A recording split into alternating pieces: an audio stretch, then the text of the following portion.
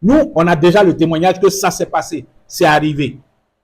Mais quand même, on a des incrédulités en rapport avec la résurrection qui est déjà arrivée, la résurrection qui a déjà eu lieu et dont on a un témoignage dans les Écritures. On a quelques incrédulités en rapport avec ça.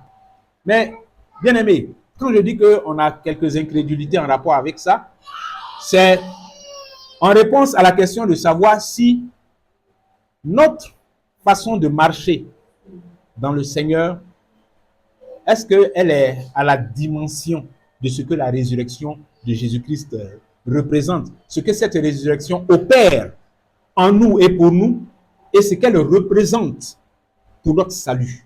Est-ce que notre marche dans le Seigneur est à la dimension de cette résurrection-là? C'est ça, hein? Est-ce que la façon dont on vit notre foi, là, est-ce que c'est à la dimension de cette résurrection? Parce que, notez bien, hein, je disais tout à l'heure que dans le programme, on appelait ça comme ça, le programme qui était le programme du Messie, tout ce qui devait se passer, tout ce qu'il devait faire jusqu'à la fin, jusqu'à ce qu'il dise tout est accompli. Tout ce qui devait se passer ensuite, c'est-à-dire sa résurrection. Tout ce programme-là, le point culminant, c'est la résurrection du Messie. Parce que si tout ce qui a eu lieu avant sa résurrection s'est produit et que la seule résurrection là ne s'opérait pas, ça annule tout le reste. Ça annule tout le reste, bien aimé. Ça annule tout le reste.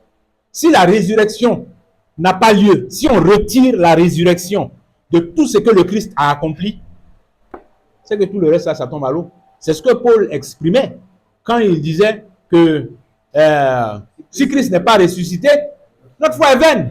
Et nous sommes les plus malheureux de tous les hommes si c'est en cette vie seulement que nous espérons.